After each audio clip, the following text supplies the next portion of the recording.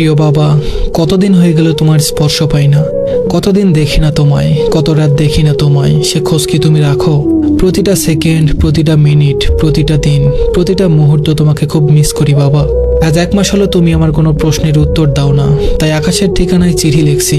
জানো বাবা, কোনোদিন দুঃস্বপ্নেও ভাবিনি তোমাকে কোনোদিন আকাশের ঠিকানায় চিঠি লিখবো, কিন্তু আজ নিরুপায় হয়ে লিখতে হচ্ছে। জানি বাবা, তুমি খুব ভালো আছো। সৃষ্টিকর্তার নিকট যে শান্তি চাইতে চাইতে তুমি চলে গেছো, নিশ্চয়ই তুমি সে শান্তিতেই আছো।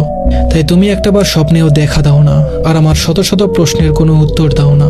কিন্তু বাবা, আমি যে ভালো নেই, তোমাকে ছাড়া খুব কষ্টে আছি বাবা।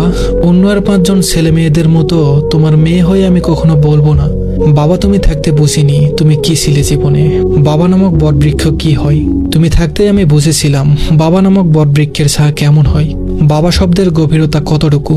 পৃথিবীতে সবচেয়ে অমূল্য সম্পদের নাম বাবা, তাই আমি আমার কর্তব্য পালনের চেষ্টা করছি মাত্র। কতটুকু পেরেছি তা তুমি ভালো জানো, সেটা আমার জানার দরকার নেই। আমি শুধু জানি আমি ব্যর্থ সন্তান, কারণ আমি তোমাকে ধরে রাখতে পারিনি। সৃষ্টিকর্তার কাছে সবসময় একটাই জিনিস চাইতাম, আমার মৃত্যুর আগে যেন তোমাদের কারো কিছু না হয়।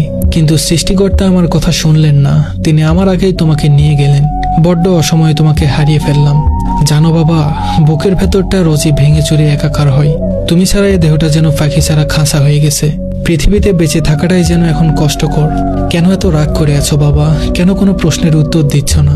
কেন পূর্বাভাস ছাড়া হুট করে কেন তুমি ফাঁকি দিলে?